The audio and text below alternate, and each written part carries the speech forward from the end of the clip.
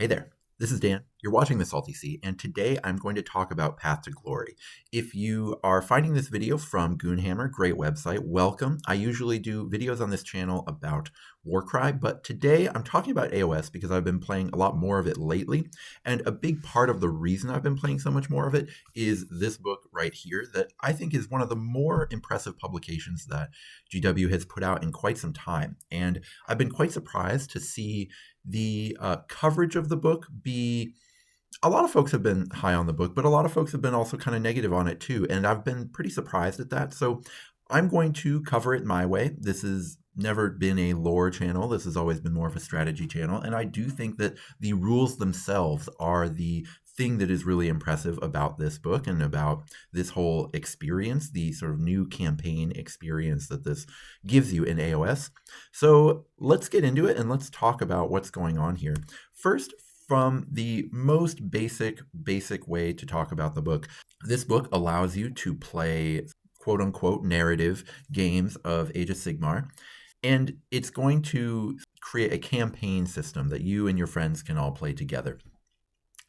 To start that, the book has you playing with slightly different rules than what you do in regular AOS. So you're going to start with 1,000 points. Normally in 1,000-point games, like for example in a doubles tournament, you would have a 500-point restriction on what your biggest unit can be. Now it's a 350-point restriction on what your biggest unit can be. That just happens to match up with the biggest Anvil of Apotheosis hero that you can make in any battle tomes, and that's clearly not a mistake. They've clearly done that on purpose, and Path to Glory is, if you love the Anvil of Apotheosis, man, in your battle tome, Path to Glory is the place to do it. Then there are some restrictions on enhancements you can take. You can't take an artifact or a hero trait to start. You do get to have a battle formation, but you do have some restriction in your lores. So in your spell lores, normally you would get 3 manifestations, 3 spells, and 3 prayers, right?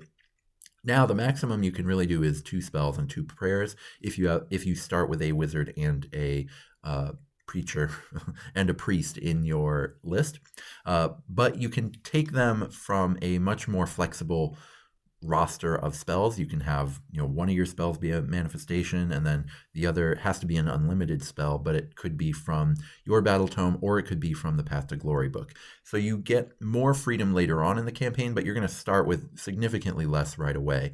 Also, one thing in which this is important is that if you are net listing, you do need to be careful, because a lot of match play regiments, or if you want to just take half of a matched play army and run it in Path to Glory, you'll still probably do pretty well, but some of them really require their artifact or require an honor guard ability in order to function.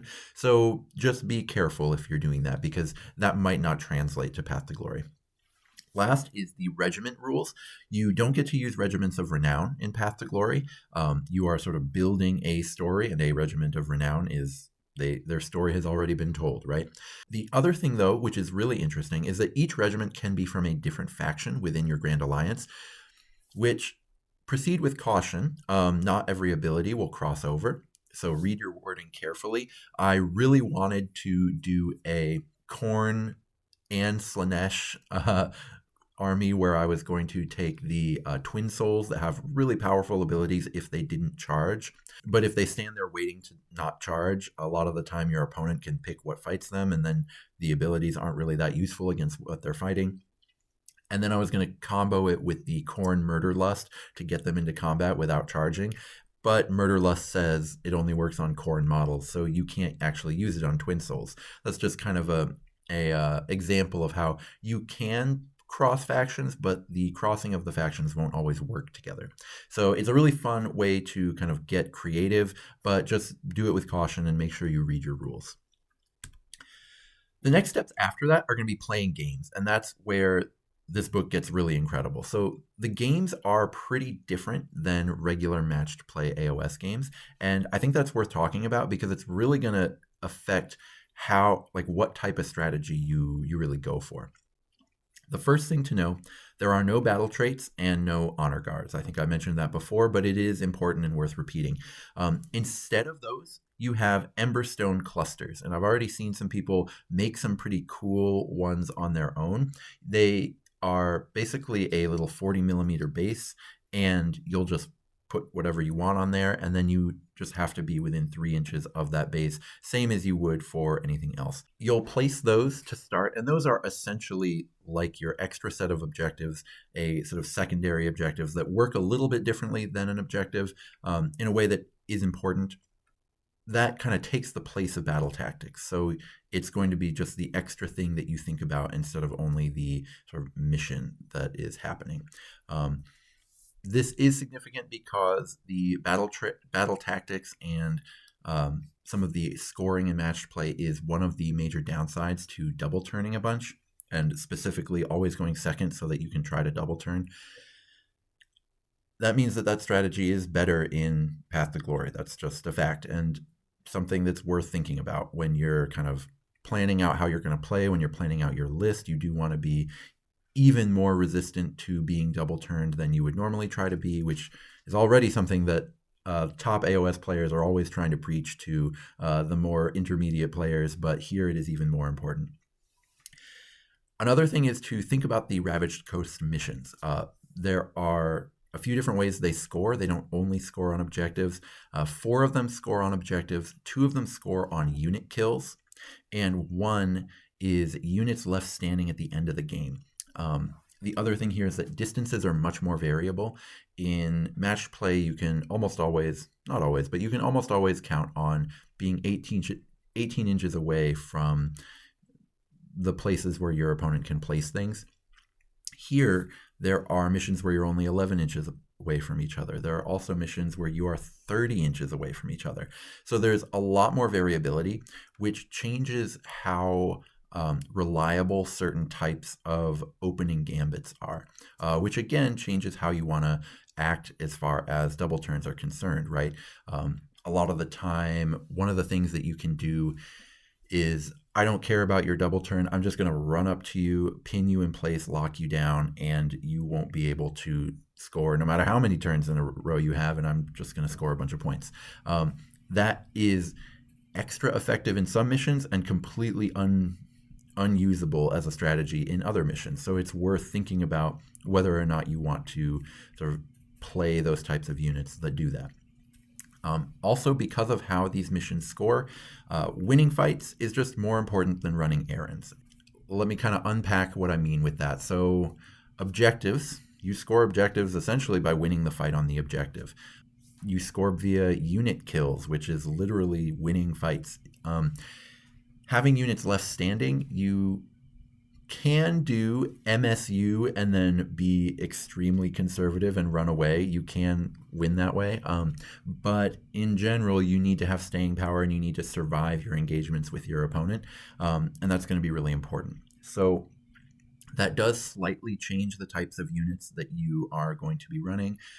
Things like prospector units are still okay because running down Emberstone clusters is still useful. A lot of those Emberstone clusters will be far away, but if you're going to grab Emberstone, you need to survive till the end of the game, which is very different than in matched play AOS, where you can go score a battle tactic in rounds 2 and 3, and you don't care if that unit dies in round 4 because it did its job and it was worth its 120 points that you spent to do that. Here, if you have a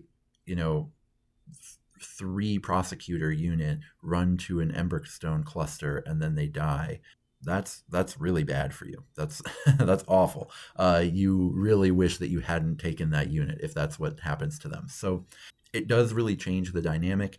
You have to end a turn on an Emberstone cluster. You can't just run up to it, grab it, and run away, things like that. So again, you have to plan to have some staying power. And so that's going to kind of change how you build your list. It's still worth it to have movement, especially starting with only 1,000 points. There are a lot of spots on the board to cover in these games, but there's once you cover those spots, you have to survive when you get there. So that's just worth thinking about. And things like mobile anvil units become a little bit more successful. Things like mobile archers become a little bit more interesting. Part of why these things are interesting is because there are a few sort of always on abilities that are going to be affecting almost all of your games. And the first one is Akshian Anger. This is just a alternate ability that happens all the time. It's just a passive. Basically, it makes all-out attack give the opponent bonuses to strike back against you if they survive, which makes it much, much more risky. So you can't just kind of all-out attack on a whim, especially given that you will not be starting with any big hammer units that really take all-out attack super well. 350 points is your maximum. A lot of the really scary all-out attackers that are out there are kind of in that 400 point plus range. They're these reinforced cavalry units, reinforced, blocks of chosen, things like that. You can't really have that in Path to Glory, which means, well, you can eventually, but you can't have it at the start of Path to Glory, which means that all-out attack can be just incredibly risky. And so because of that, any +1 to hit buffs in your army are a little bit better than they would normally be because you can't just replace them otherwise, especially in any faction that hits on 3s, where it's either all-out attack or your other buffs. The other buffs become a much, much, much better. The second is Filled with Fury. This is where anything holding an Emberstone is going to get -1 save and +1 to wound. That really changes who you want grabbing Emberstones. Armies like, say, Stormcast and Slaves to Darkness are going to find it's reducing one of their biggest strengths in the game, which is their incredible armor saves. Having it be worse as soon as you touch an Emberstone is something that you really need to think about. It is, of course, amazing on archers if you can protect them. If you can run out to an Emberstone in neutral territory and then run an infantry unit or a cavalry unit in between you and your enemy, or like run your cavalry over to tie up your enemy, all of a sudden your archers are more effective than they were before, and they're not getting hit, they're not in combat, right? So that's why having horse archers like Blissbarb archers, or Blissbarb seekers, sorry, is really, really good. But just archers in general, having just one unit of them can be really useful because of the way they carry Emberstones so well. The last thing that's in almost every game that is really going to change how you play is Pyroclastic Repression. This is -2 charge spell that goes off pretty easily. I can't remember if it's a 5 or a 6, but there are a lot of cast bonuses in this game due to Path to Glory rules that we'll get into later. And that means that -2 to charge is everywhere.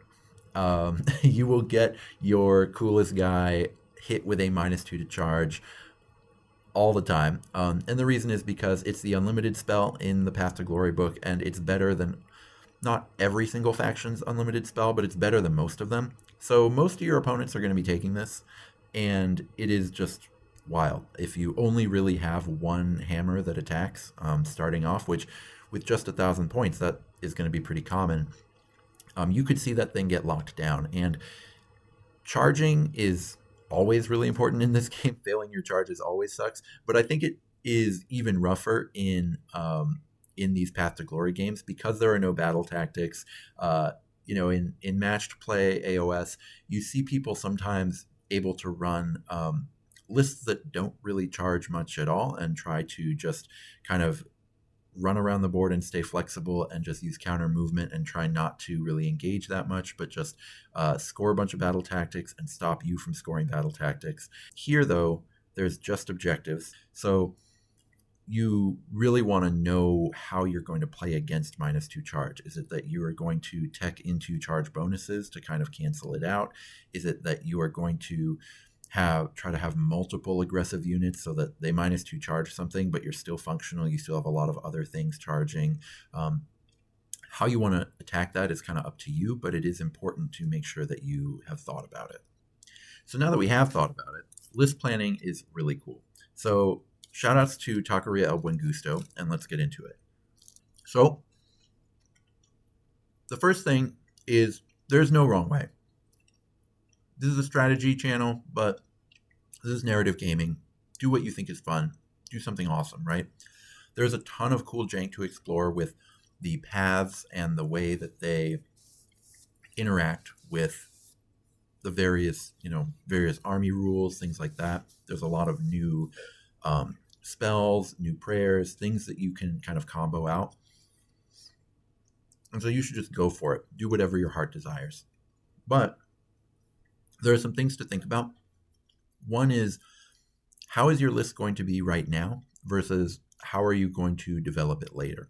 And it's a lot easier if you have kind of at least the vague outlines of a plan of how you want to do that and how you want to balance those things. So, there's things like a one drop list can be really good in just 1K games.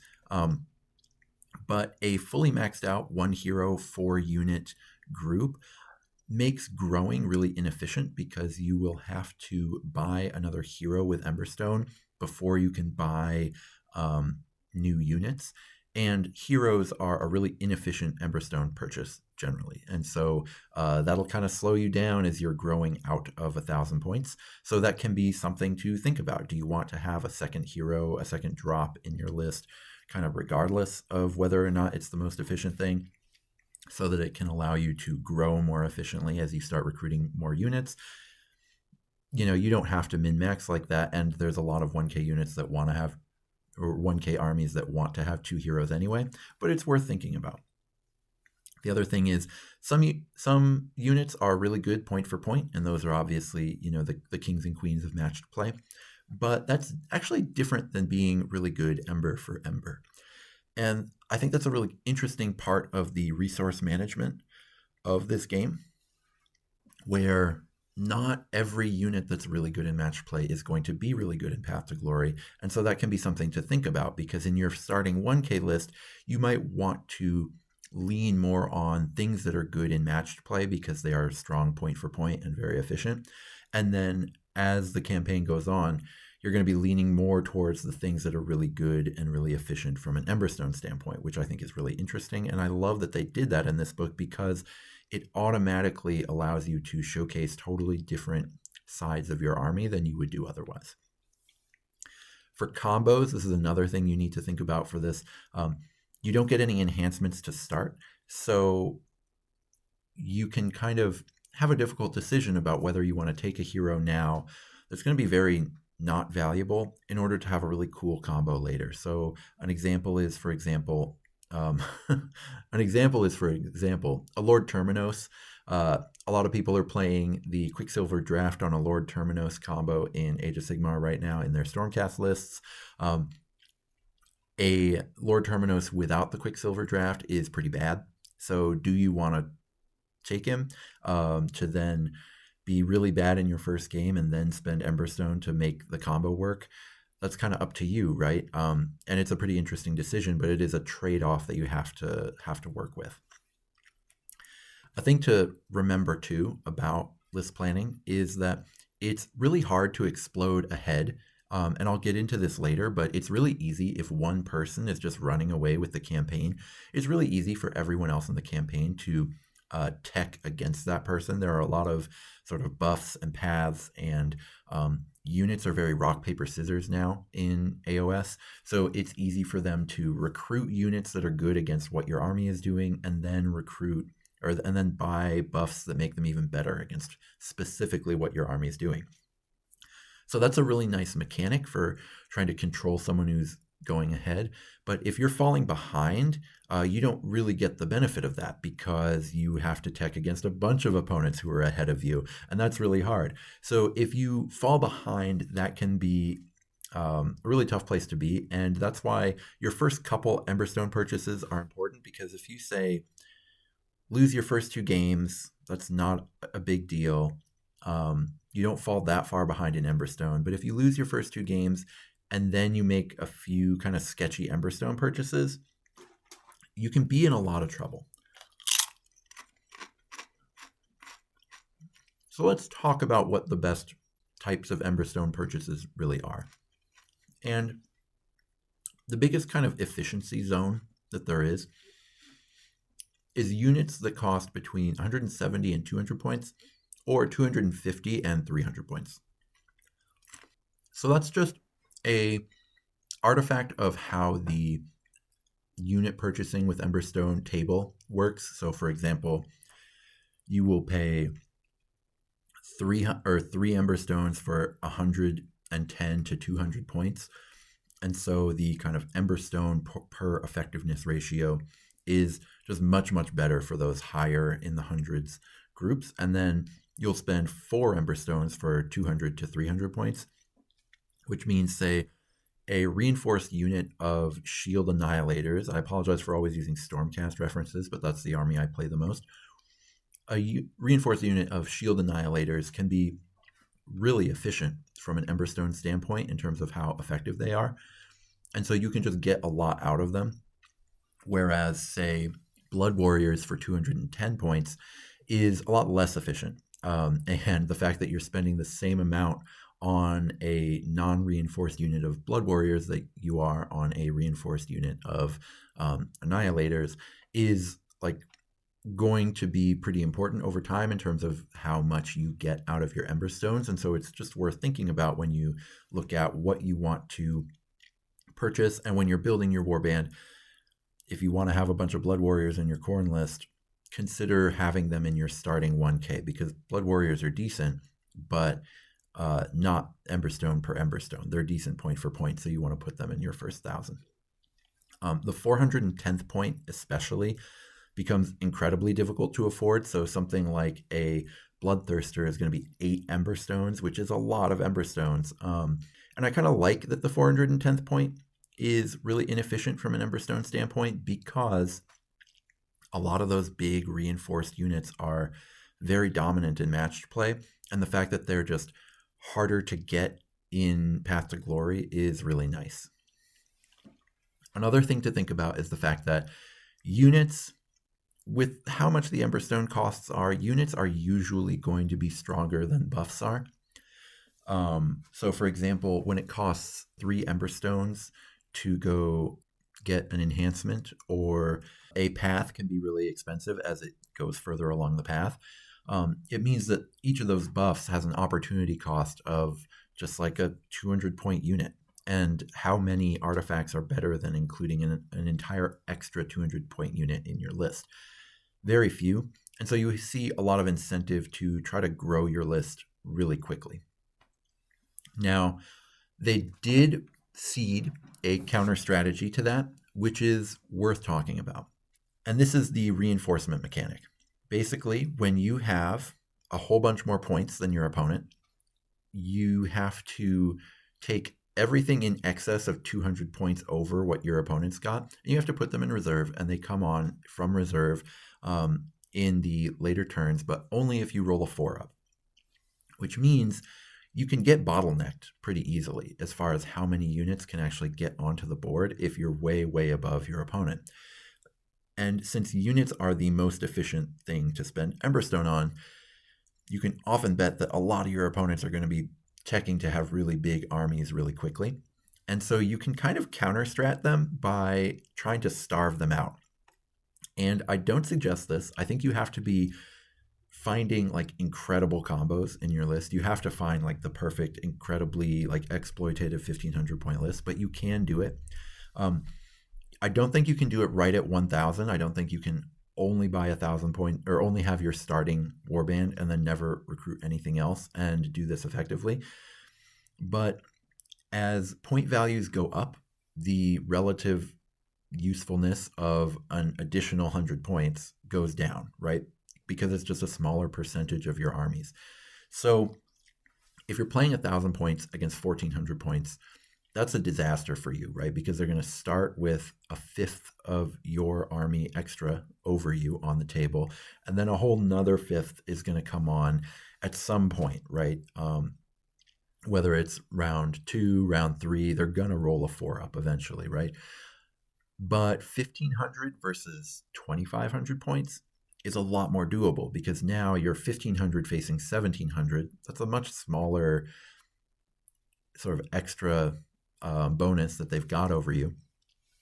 But you also get to you've spent a lot of Emberstone on combos at this point, and they are just not going to get all of their Emberstones on the board, right? Because they start with 1700, their next like 250, probably going to make it on there, but they might not get on the first round, and they might not get on they might have to wait the second round, and then the rest of their stuff can only come on after that first unit has come on. So they have to all kind of take turns. They might have a huge portion of their army that just never sees the table. And they might have a huge portion of their army that, even though it does see the table, it didn't come on until the last round, and so it didn't do anything. So that's where you really can starve someone out. But the first few games while you try to do that are going to be potentially kind of rough. And, where, for example, when you just got to 1500 and you've bought maybe one or two enhancements, and they're at, say, 1900, and you don't have enough enhancements to overcome what they've got over you on points, that can be a rough sort of road. But once you get there, you can do it. So only attempt it if you think of yourself as a pretty experienced gamer, because it's going to be pretty tough to do. But it's worth a try, and I think it's a really cool kind of counter strategy that they put in here. If you are a campaign manager, I kind of suggest asking around if anybody wants to try the starvation strategy, because if nobody does, you're going to get to like 4,000 points really quickly. And if your playgroup wants to do 4,000 point games, go for it, right? But the halfway point of the campaign is essentially when someone gets to 20 Emberstones. And at 20 Emberstones, if they're spending all of that on models, at the halfway point, you've got 2,200 point games. And it's only going to grow from there. So your games are going to get really unwieldy really quickly. And so you could, if you wanted to, set a points limit, and it could be growing, but you could start with, say, 1,500, and then 1,750, and then 2,000, and for the final game, 2,500. And that'll incentivize your players to kind of explore a little bit more. And that might be worth it, because there is a lot of cool stuff to explore in this book. And that's what I'm excited to get into now. All right, so let's talk about MBWembies. This is one of the coolest selling points of the book, in my opinion, is the Emberstone Forge. It's amazing. For 2 Emberstone, you get to make a brand new weapon for your character. It can be an awesome little inspiration to kit bash something crazy, but there's a lot of risk involved, which is classic because it's Skaven technology, right? Let's see if I remember to cut all this. Your MBWembies have a 1 in 6 chance to self-destruct every battle, which is really wild, given that you're investing 2 Emberstones into them, which is half of a very powerful unit. So if you're here to kick ass and take names, you're probably going to want to avoid your MBWembies, but I think they're pretty cool. The other issue is, though, that you have a 1 in 9 chance of just getting an unusable weapon. The MBWembies all hit on 4s, so if you get a -1 to hit, you're toast, right? So 1 out of 9 of the outcomes that you can roll produce a -1 to hit, and then you get another really good bonus to go along with the disadvantage of -1 to hit. But that doesn't matter, because the extra bonus you get is not good enough. It's like, yeah, hitting on 5s. Ugh, get that out of here. But there are some cool things, and MBWembies, they can be worth doing. So there's a few situations where they can be powerful enough that you don't feel like you are just, like cutting your own Achilles tendons out there on the battlefield. One of them is ranged weapons on backfield casters. So rules is written, if your hero has no ranged weapon, you can still use a ranged MBWemby.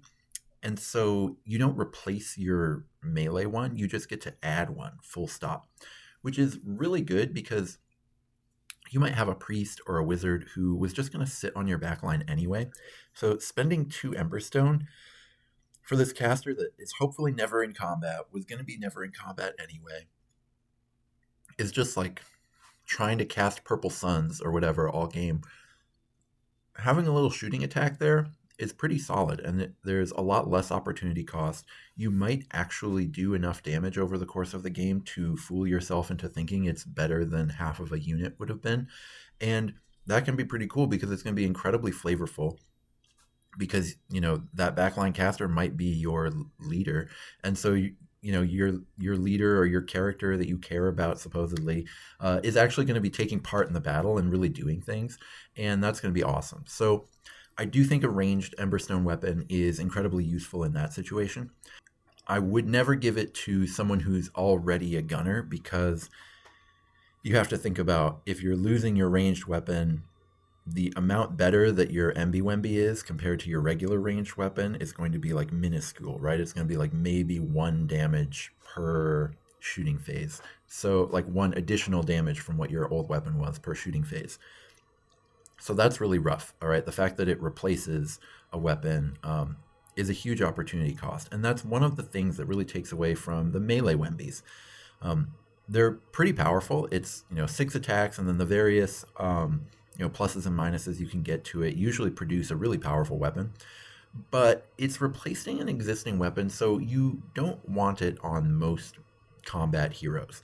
You can put it on a backline caster again, but even then, most of them have weapons that at least do something. Not all of them do, but a lot of them have weapons that are at least, could take out a fighter.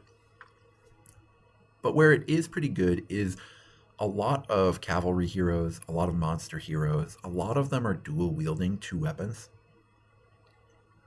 And usually one of those weapons kind of sucks. Usually they have like the one really famous, great dagger of the legendary destroyer, and then they'll have some silly like weapon that has 2 attacks, 3 damage, hits on something that's not very special. You can replace that with an MB, and then all of a sudden your dual wielding combat hero is actually terrifying. And so that can be a really useful place to be. And another one where you can kind of fool yourself into thinking that this is better than, actually, you might not even see. I'm fooling myself into thinking this is better, but you can kind of fool yourself into thinking this is better than half a unit, because the impact and the sort of it's maybe not that efficient, but the way that you can leverage it so well to just clear units that you might not have been able to clear and that would have been able to hit you back every turn, that can be incredibly valuable, and valuable enough that maybe you'll like this more than half of a unit. The issue, of course, is just don't roll a 1 after every battle. So I do think that there are those 2 exceptions for when MB-Wembies can be pretty good, specifically those big mounted heroes, those backline casters. But for the most part, most heroes are not going to get a lot out of these. So just be aware, and maybe even construct your list specifically to have one of these kind of high usage fighters who actually gets a lot out of an MB-Wemby, because that can be a lot of fun. And the sort of gambling nature of it is not going to be for everyone, but if it's for you, you probably know that it's for you. So just protect yourself by making sure that it's very effective when it is effective. But then other than that, go have a blast. It's time to finally talk about paths, and it's called Path to Glory. The paths to glory should be the coolest thing in the book. The first thing about paths is that they're expensive. 13 Emberstones to finish a path. Most of that, 10 of that, is in the second 2 steps. So going 1 or 3 Emberstones to just do Aspiring and Elite on a path is a very quick and easy thing to do, and often really worth it. But man, if you want to get to Legendary, which everyone should want to get to Legendary, it's got to be something you really want. Because a lot of the time, the steps on the lower steps are about as good as the steps on the higher steps. And in those situations, man, you can get a Bloodthirster and an Emberstone weapon for the cost of going from Mighty or from Elite to Legendary. That's a lot of stuff. So if we're talking about paths, It's usually you kind of being less efficient on purpose in order to do it, but that doesn't mean it can't be awesome, and it doesn't mean that there aren't any paths that are really good, and that's what I want to get into here.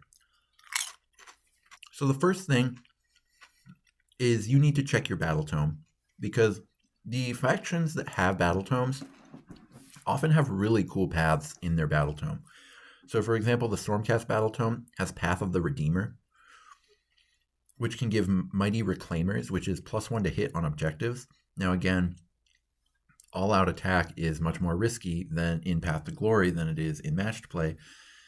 So having Mighty Reclaimers on every single melee unit in your army is actually really solid.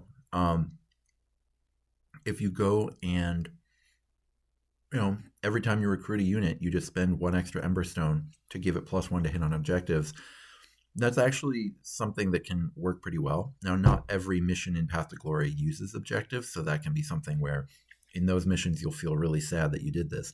But just having it on a couple of your main melee units, knowing that they are going to be in combat every single game, knowing that they are going to be the ones fighting for objectives is pretty good. So you can do things like have this on Annihilators, drop them onto an objective, and now you just own that objective because your opponent's going to come in. There's going to be a pretty good chance that they strike last because you're going to roll 6 dice and you only need 1 6, and then you're going to be hitting them with +1 to hit. So you're going to go 2s and 3s instead of 3s and 3s. You could really hurt them, and so you could do a lot, and so that could be just a really worthwhile way to spend 1 Emberstone. They also have Path of the Storm, which gives you a 5-up ward on the Mighty level, which is still probably not going to be worth 4 Emberstone, but 5-up wards are really good, and so if you have a really high leverage fighter, that can be worth it. Slaves to Darkness also has some pretty cool ones. And the one that I think is really epic is Path of Ambition. Now, you're probably not going to go all the way to Legendary because, again, 13 Emberstone is a lot of Emberstones. But if you have a reinforced block of, say, Chosen or Chaos Warriors or Varangard or Ogroids, I think the Path of Ambition for that block can be really cool, really flavorful, and is one of the few where every single step on it is really good. So Aspiring Warriors, going to give you a 6-up ward. Dread Host's March, going to give you a 3d6 charge. Bringers of Ruin, going to give you +1 attack. And then Godmarked Warriors, you get 2 Godmarks. So you basically have the Nurgle and the Slanesh ones already. So just get the Khorne and Tzeentch Godmarks, because essentially Godmarked Warriors says you get a God, or you get to get the benefits of a Godmark, and then it doesn't say that you can't then do the regular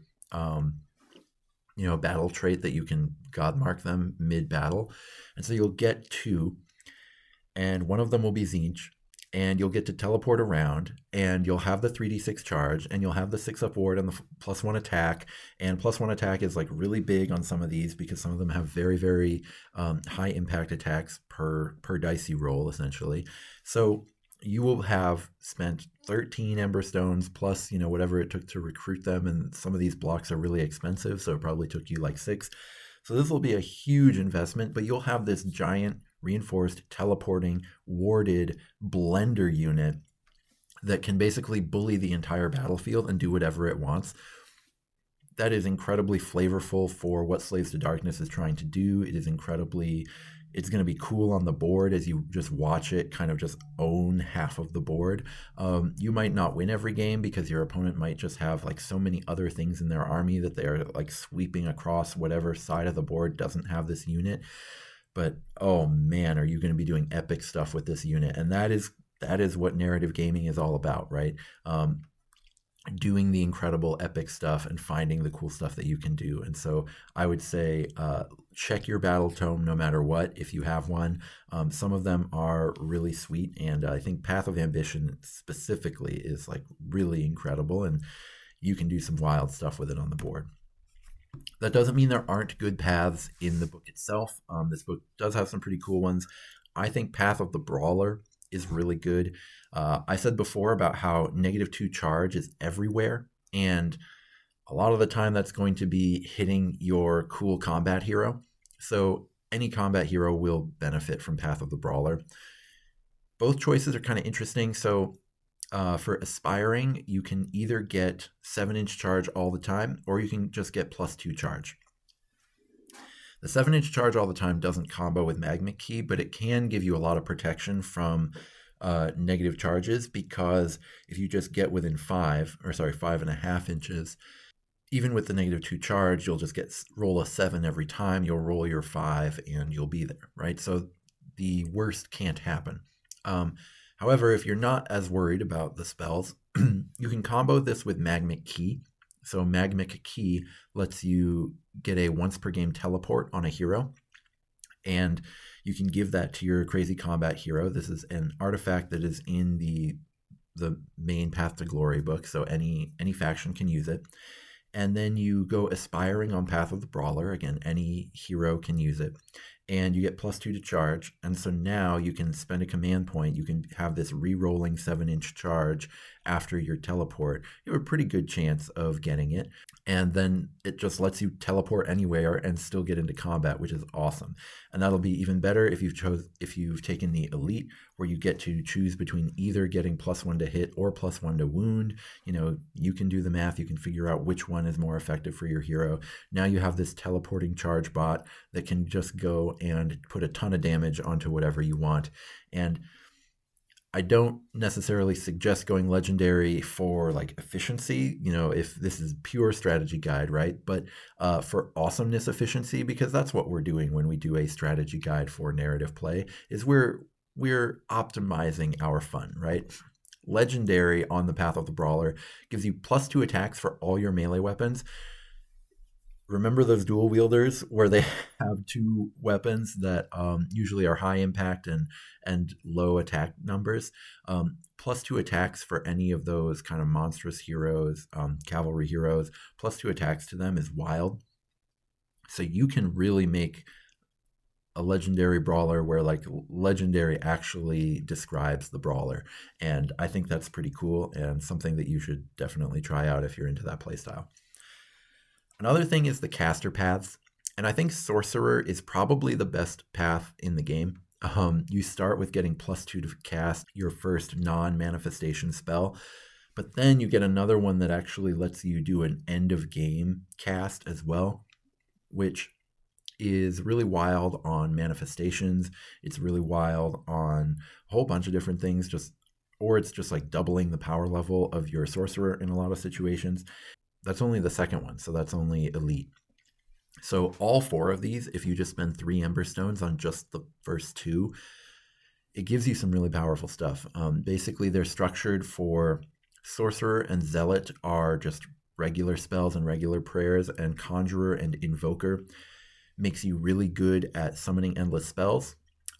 My personal army's Path to Glory army's shtick is my leader is a Knight Arcanum. Knight Arcanums already get +1 to cast on endless spells on their War Scroll, and then she gets the +1 to cast from the Conjurer, and so she just is really into the Purple Sun, and she tries to cast the Purple Sun every turn, and she's pretty good at casting it. It's a kind of fun thing you can do, although it is pretty wild how much it does on the board, being able to get these big bonuses. Some other kind of fun ones, Path of the Dragoon. 1 Emberstone gets you a free 3-inch move into combat. You can only do this on cavalry heroes, but that 3-inch move can be really good. It's a combat move anytime you aren't in combat.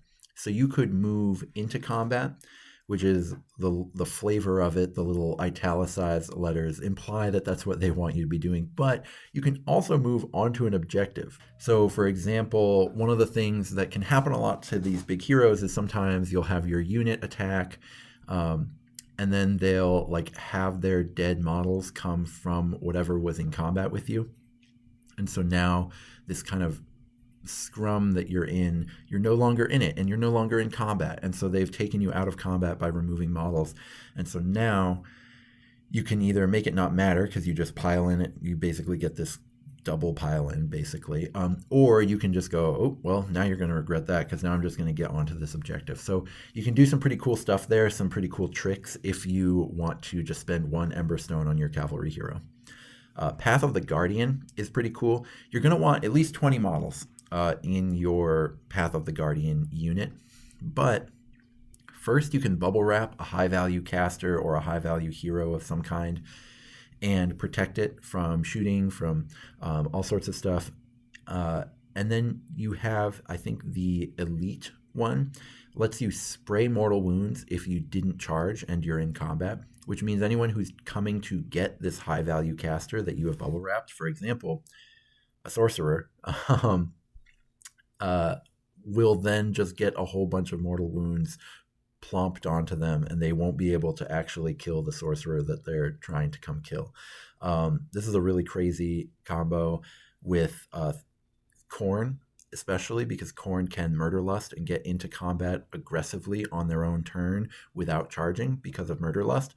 And so you can mass bloodletters or blood warriors and a slaughter priest and use murder lust. The slaughter priest can get you those murder lusts because of the his ability to get blood tithe, and then he can pray to give +1 rend to the bloodletters or the blood warriors. You can have a whole bunch of guys, and so then he can murder lust them into combat, and then they can spray mortal wounds at the beginning of combat, and then they get to attack, and it's just going to be a lot for your opponent to deal with, and you can do it on offense because normally you only do this on defense, so it's pretty wild if you get the right setup, if you have the right army for it, which is a good thing to do. The last thing I want to talk about is counterpicking. And there's a few different things that can lead to being pretty crazy in Path to Glory. And so the fact that they've given you ways to pick things to counter them, I think is really good. The first is dealing with immovable wards. So if your opponent has a way to just put really hard to kill things on the objective turn 1 and just sit there, that can be a tough thing to deal with, and they can kind of get pretty far ahead, and there's a decent chance that your campaign is going to have someone who jumps out to an early lead with that strategy. Luckily, you can do things about this. One is if you spend a little bit of Emberstone on Path of the Duelist for a pretty good combat hero, you're going to want like a cavalry hero, something with some actual oomph to it. Those foot combat heroes always die. Every pro AOS player will tell you that they're no good, but the a bigger hero with Path of the Duelist can do this. I do think that path is infantry only, and I am going to check because there's only a few heroes I think that can actually pull it off, but the ones that can, infantry hero only. So there's only a few infantry heroes with enough health to pull it off, but once you've got it, you can do no wards while in combat with this hero.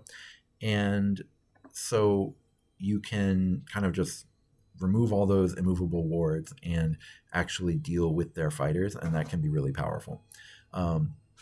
Some factions also have in-house recruitment options for this, and remember, you can always take fighters who are outside your faction if you want to. So something like a Knight Relictor, anything in Grand Alliance Order can take a Knight Relictor and just have a new regiment that is Stormcast. And it's okay that you're not benefiting from the the main stuff, because that Knight Relictor can still use your prayer lore, and then he'll be giving -1 ward, which is really nice.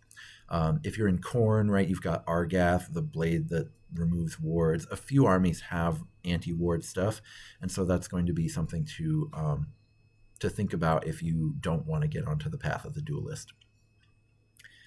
Another thing that's really good in certain situations in Path to Glory is shooting.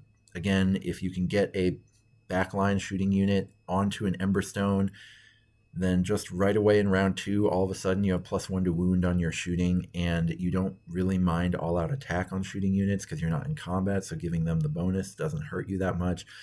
So then you're getting all-out attack, and you're getting +1 to hit and +1 to wound when you're holding an Emberstone on your archers. It is very powerful. The second archer unit in an army is a lot worse than the first one, but one big reinforced archer unit is pretty scary in Path to Glory, so you might want to include something that can deal with that. One of the things that'll do it is Path of the Cavalier. If you get Hot-Blooded Charge and Shrouded by Smoke, you can have an easier time running down their archers, and you can be protected by the shooting because Shrouded by Smoke gives you a ward against shooting. There is also the heroic trait, Live on the Edge, which gives you a 4-up ward versus shooting. 4-up wards are really good. And so that can kind of save you, and you can put that heroic trait on just like a big monster hero who's going to try to run down those archers, something like that. Or just a big monster hero who's just trying to do his thing and you don't want him disrupted by archers, right? That's something that I think is really smart that they included in the book, because I think there's a decent chance for a heavy archer warband to kind of run away with a campaign. And so giving everyone an option to deal with that is really nice. The last thing is something I've noticed, that because Path of the Sorcerer is so ridiculously good, spell doms are really good in Path to Glory. So something like like one of my opponents had a Vermin Lord Warp Seer, which was a 2-cast wizard who, luckily when I played them, it was our first game of the campaign, so they didn't have all the paths on Path of the Sorcerer yet. But those supercasters can be really terrifying because they can just kind of take over a game with the amount of spells they can vomit out, especially once they have overspilling power, and so they're casting end of turn spells as well. And maybe they've got a ranged Emby-Wemby, so now they're shooting and they're double casting, and they can be an existential threat to your army. And so Path of the Artillerist exists. You get to do mobile construction, veteran spotter, and trained hands on like a really big catapult. So like if you're an OCR Bone Reapers or something like that, you can get that huge catapult. And you get the +2 move so that you can sort of get into position better, so that there's fewer spots to hide from you. Veteran spotter means they can't do the guarded hero ability. And then trained hands actually lets you shoot twice, which is wild. So your ability to just blow a caster off the board is actually really high when you do that. And so that's just a great place to be. You're going to be so happy when this caster who can single-handedly win a game for 150 points, which is feeling just like incredibly unfair if you didn't tech into one, now you actually have some counterpick against it. So factions that have a big catapult, there's not very many in the game, but the ones that do can really take advantage of this to get rid of opposing supercasters, and that can be really important. Last but not least, in case this gets too much to a sort of dry strategy guide, when we are talking narrative gaming here, we are talking fun, I thought I would do a quick show and tell of my current Path to Glory starting 1,000 points. The idea here was I had this Knight Arcanum who is going to get +2 to cast on the Purple Sun, which normally it's an 8 to cast, which is really annoying and really difficult. But getting it to a 6 makes it way easier to put on the board, and the Purple Sun is awesome. I know it was kind of too good in competitive play for a while, but I don't think that's true anymore, and so we get to kind of mess around with it, and we don't have any other lores too, so there's a lot less to do once you've cast it. The rest of the army is a little bit more casual since we are playing a model in the Purple Sun that not everybody likes. And so, I've got things like the Chariot, which are not very good, but I brought it thinking that I could go Path of the Artillerist to give +1 attack, and it would give +1 attack to both the members of the crew, so the axe and the spear. That's actually not a lot of additional damage. It's only like 1.5 additional damage, or I think maybe even less than that. But it's still cool, and it's still a fun piece, and there wouldn't be any other time when I could play it because it's so bad in matched play right now. Otherwise, the Quester Soulsworn actually do play a role in that you can get them Path of the Redeemer to give them +1 on objectives, and then they can mark an objective and they can teleport to objectives. So they're just very good at objective play, and they're going to be extra good with the Stormcast Path. Then we just have Vigilors and Judicators. My poor Judicators are going to get squatted soon, so I was excited to get them onto the table there. Archers are much better when they're mobile in this game because you want them getting to Emberstone and then staying out of the fight with their Emberstone. But again, the strategy guide is so that you can know what the best strategy is so that you can ignore it in a way that you are comfortable with, right? And I am really happy with the ways that with the powerful things that I am doing with this army, and I'm really happy with the weak things that I'm doing with this army and the way in which those weak things are weak. And I'm happy with knowing which is which and being able to kind of adjust my games that way. So it's a lot of fun. They've been fun so far, and Path to Glory has been amazing so far, which is why I wanted to do this guide, and why I think more folks in the AS community should be, really jazzed about this book and this way to play the game, because it's really good. So that is all I've got. I will be back to doing Warcry videos soon, but will maybe sprinkle in a few more AOS vids as I keep playing it here and there. So until those videos come out, may all your rolls be crits.